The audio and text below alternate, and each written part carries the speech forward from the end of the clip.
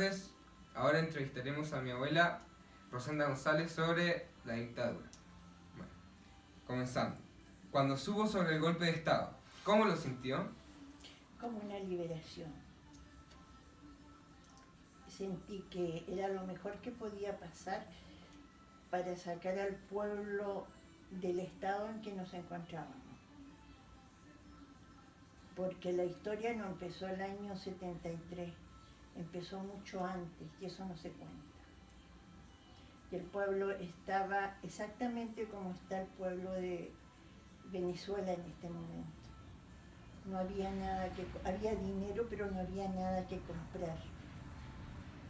Entonces la gente estaba sufriendo mucho,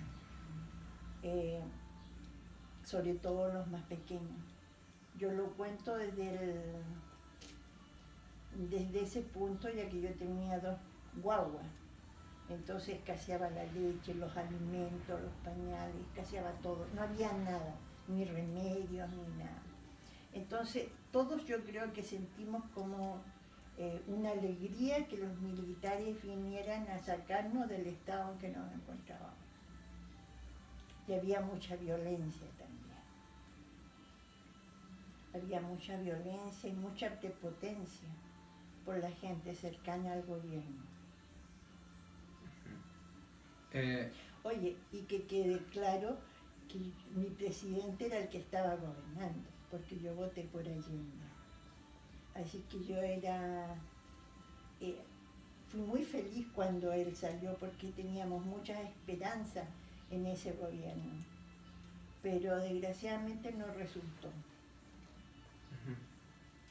¿En qué trabajó durante la dictadura? Ella, inspectora de saneamiento del Servicio Nacional de Salud. Actualmente se les conoce como Seremi de Salud. Trabajaba en el área hospitalaria de San Antonio, en el Hospital Claudio Vicuña. ¿Conoció a alguien que se le hayan violado los derechos humanos? A muchos de mis compañeros. A muchos de mis compañeros que fueron apresados y llevados a Tejas Verdes. ¿Conoció personalmente a alguien que haya violado los derechos humanos? Sí. A Mario Jara Ezequiel, jefe del Servicio de Inteligencia de San Antonio. Era mi amigo personal antes del golpe. Y por supuesto yo lo conocía como persona, siguió siendo mi amigo después de todos los hechos que todos conocemos. También tuve la oportunidad de conocer a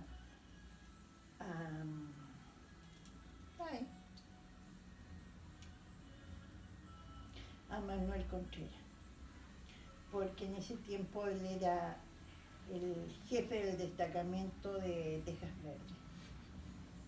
Él tenía el cargo de coronel en ese tiempo.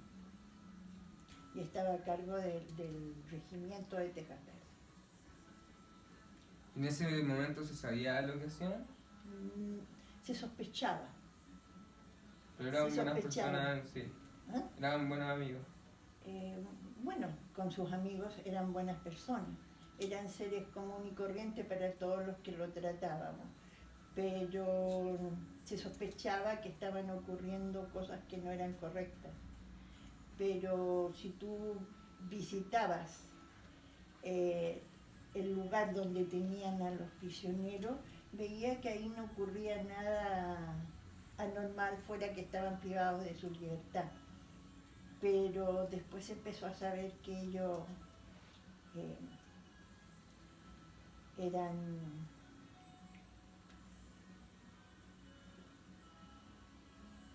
muy maltratados.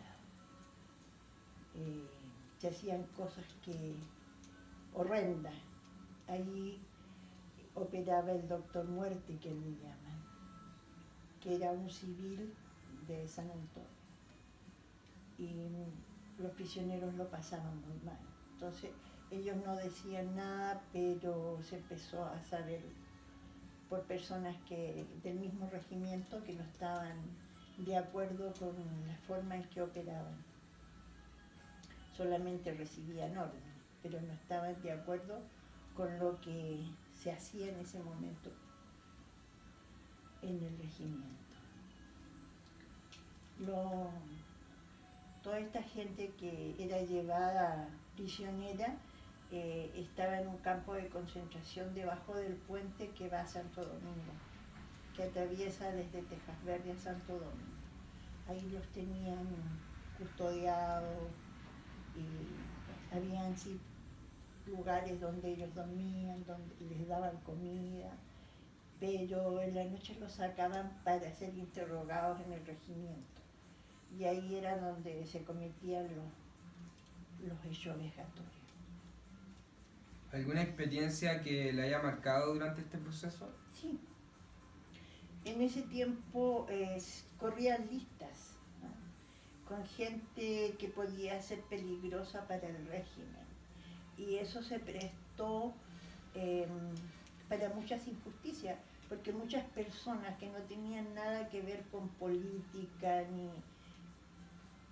ni con cosas que pusiera en entredicho, ¿me entiendes tú?, lo que estaba sucediendo, eran llevadas y apresadas. Y entre esas personas estuve yo. También fui una prisionera del campo de concentración de Tejas Verde. ¿Crees que fue necesario un golpe de Estado? Para también pensando en el momento en el que estábamos. Pensando en el momento y viéndolo con los años, sabiendo todo lo que sucedió en este país, realmente no te lo podría contestar. Creo que una cosa tan terrible como la que sucedió no debería suceder en ninguna parte del mundo.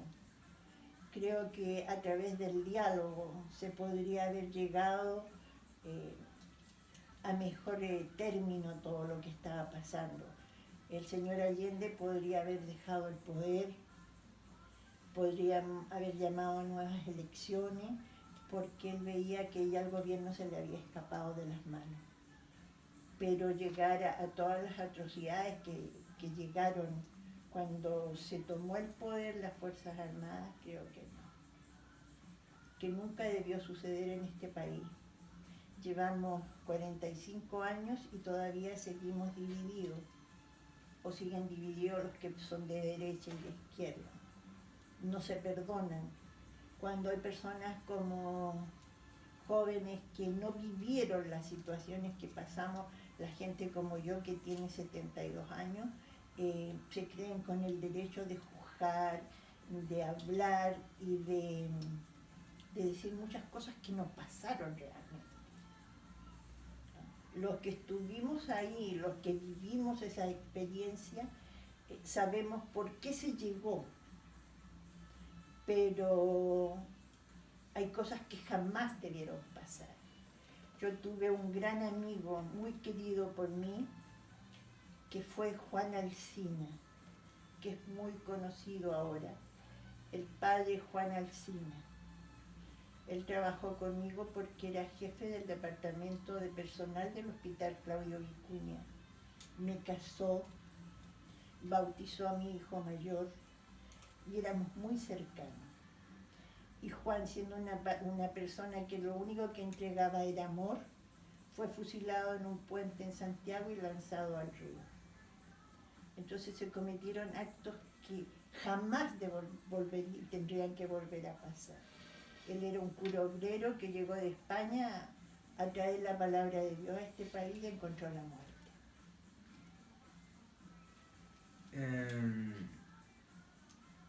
¿Alguna conclusión o enseñanza que le quieras dar a las nuevas generaciones? Que nunca pierdan el horizonte, que no se vuelva en este país a perder la democracia nunca más, que siempre el diálogo los va a llevar a un mejor puerto que una cosa tan terrible como sucedió en este país.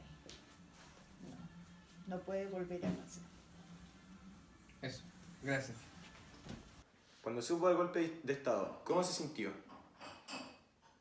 Bueno, el golpe de Estado ocurrió en una época en que había cualquier cantidad de problemas. Así que fue una cosa muy espectacular y obviamente muy complicada, muy difícil.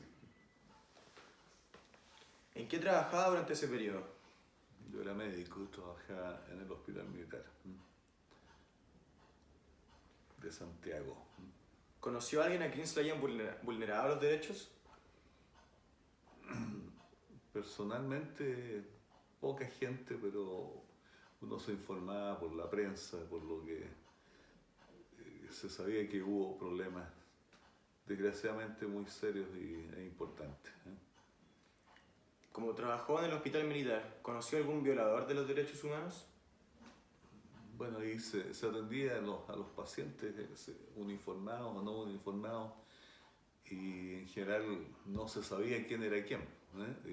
Las personas que trabajaban en los servicios de la CNI, estas cosas no se identificaban como tales, así que no lo sé. ¿Nunca tuvo algún contacto con Pinochet o con algún cercano de él, familiar, amigo? Sí, sí.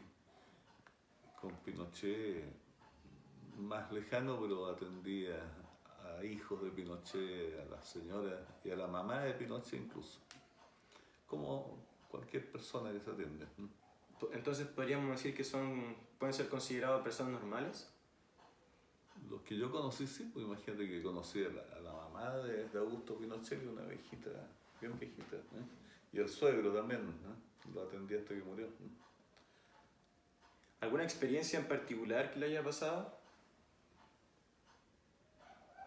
Bueno, los primeros días del golpe militar fueron muy complicados para todo el mundo. No se podía andar a ciertas horas en la calle, había peligro que hubieran balas locas que mataran a alguien, y fue una cosa difícil.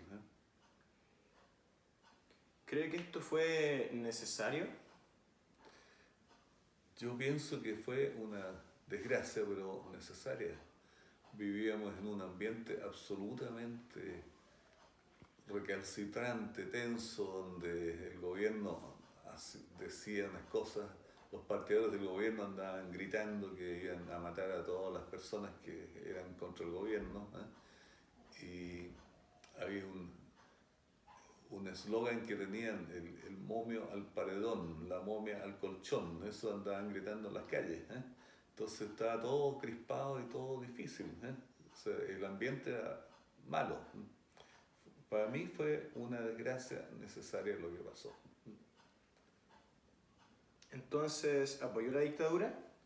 En principio sí, no apoyo en absoluto las violaciones que se efectuaron a los derechos humanos. Uno, entendible en un principio cuando hay una guerra, caen justos por pecadores o hay algo, pero después se prosiguió con un sistema que fue abusivo, que no tenía contrapeso. El presidente mandaba a todos, no había oposición, no había